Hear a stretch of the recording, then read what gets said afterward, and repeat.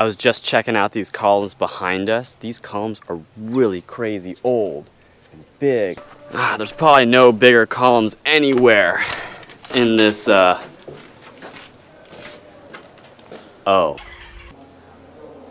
Here we are in Luxor. Coming out of the train, Ellie sprained her ankle on the way underneath the train tracks, so we had to leave her behind. She's sitting up in the lobby of the hotel, drinking tea, and we're going to the museum. What museum is this, Mom? This is the Luxor Museum, which is a history museum that starts with the old, middle, and new kingdoms of Egypt. So hopefully after this we'll have all those pharaohs straight.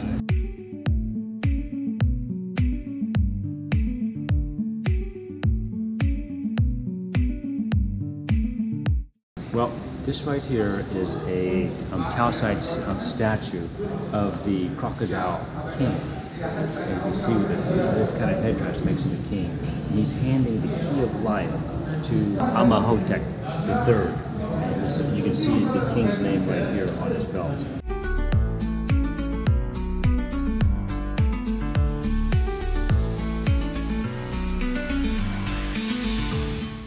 We're about to go sailing on the Nile on a Fallujah sailboat. It's gonna be fun.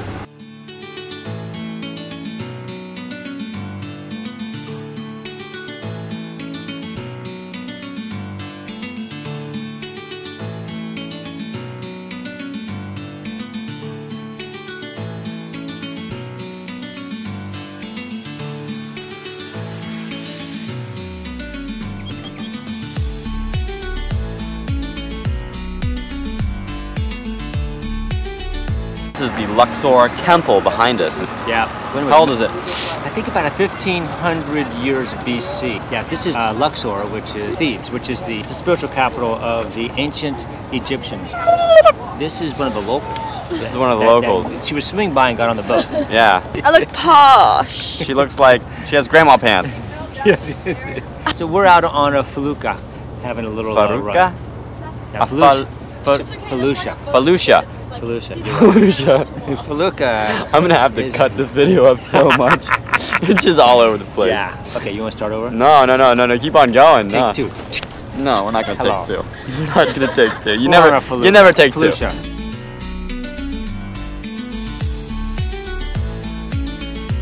There you go. That was the sunset. Good.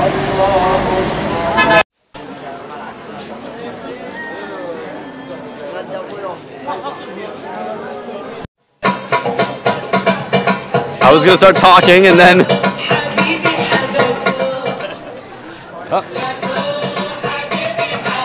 Oh, we go down there? Yeah, sure. Let's go down here. I don't know. We were just walking through the market, and everyone tries to get you to come and look at everything in their booth.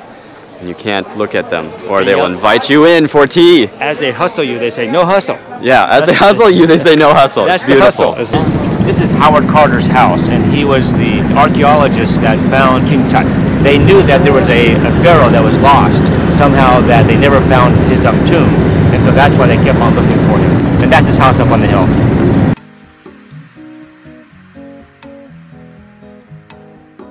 Here we are in the Valley of the Kings. Our tour guide is leading us around.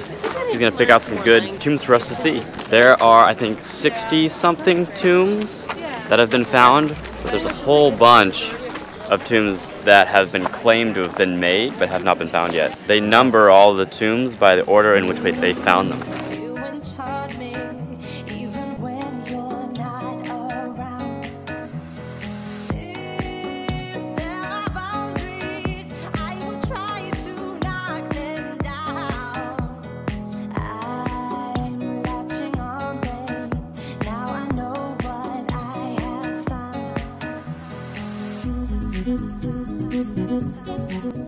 This is the burial chamber. Right over here, you can see the lid of the sarcophagus, and it went back on this giant tomb behind us.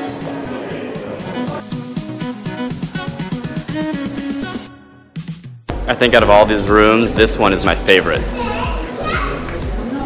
Also, that's my favorite Egyptian god, Horus, right there.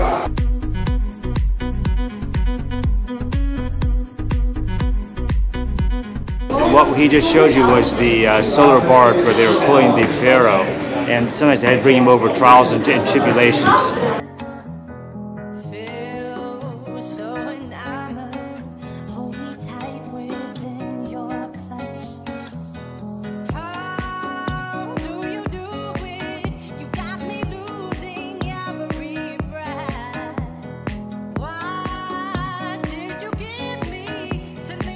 This room is incredible.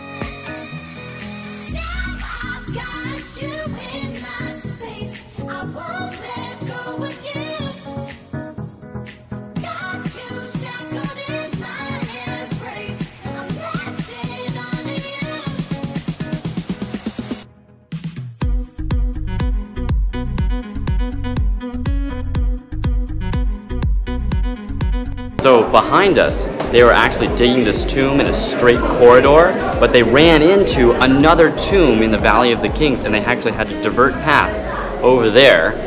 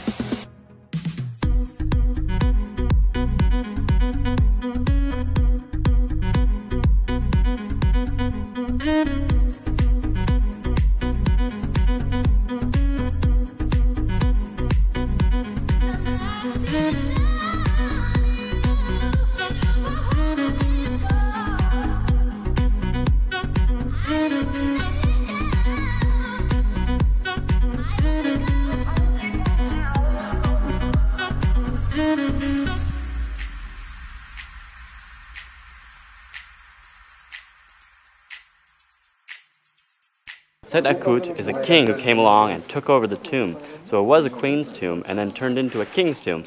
It's really hard to believe this was built 3,000 years ago. Only a couple of the 60-ish tombs are available to go and view in. Most of them look like this. Right now we are walking up the steps of the Temple of Hatshepsut. She is the woman king in the 20th dynasty. It was destroyed by her stepson who succeeded her, and it has been rebuilt.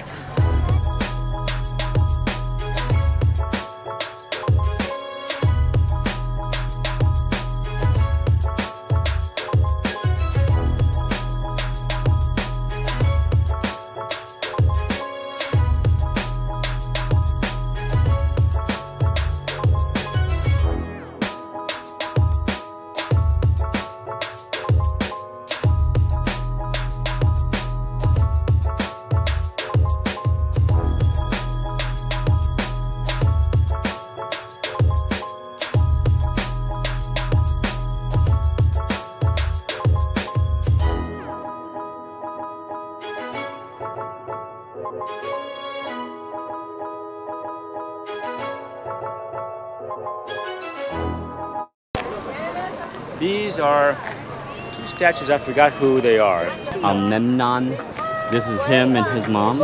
This is where they would embalm him.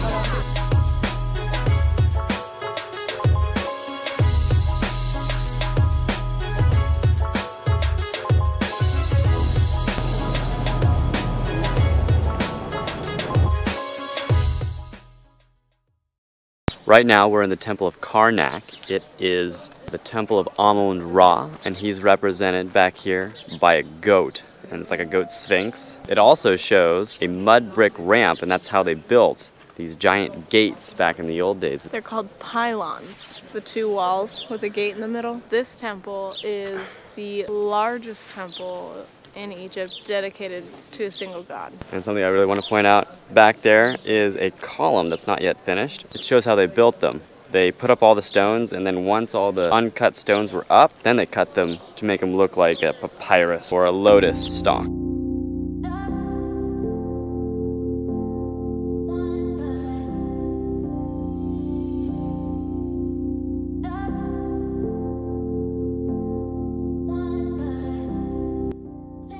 by how big Luxor was, and I think this is bigger.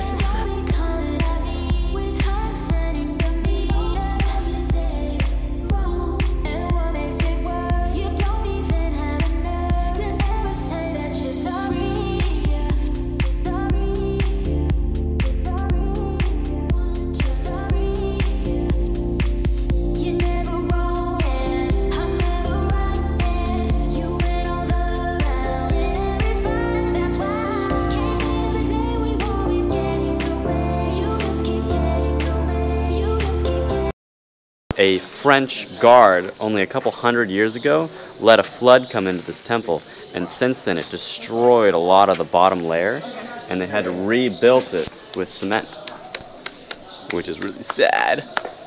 It's unbelievable. So this is a hypostyle, because Borgen can remember much better than I can. It's the largest hypostyle group In the world. Hypostyle means that not all of the roof is covered, but only giant slabs of stone connect each column together.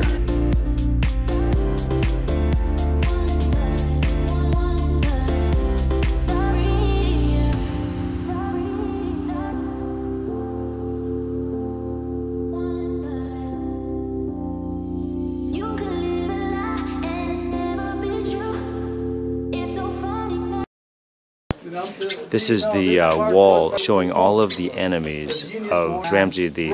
All of them have cartouches on there that shows the name of the old city that they conquered or that are their enemies. And on the other side over there, there's a whole other wall of them. Bluebird, toucan, ostrich, peacock, bald eagle. Pigeon, pigeon, big bird, Kentucky Fried Chicken. These birds eat insects and probably walk on the ground. This bird looks like it had a really long tail feather, probably to attract mates. Ooh, this one kind of looks like a cormorant or an anhinga. That was definitely a wading bird with the long pointed bill. That looks like a goose or a duck. I think that's all I can do for ancient Egyptian birds. Come on. 1, 2, 3. Sometimes the Egyptians or other people like to take photos with us randomly. It's because she's so good looking. They tolerate me. That's all around the world. Yeah. They think she's good looking all around the world. Did you hear that? No. Wow. Sapa, sapa, sapa. It's like saba saba, but with Means good morning. we think. No one's responded to it, so we might just be Yeah. saying something random.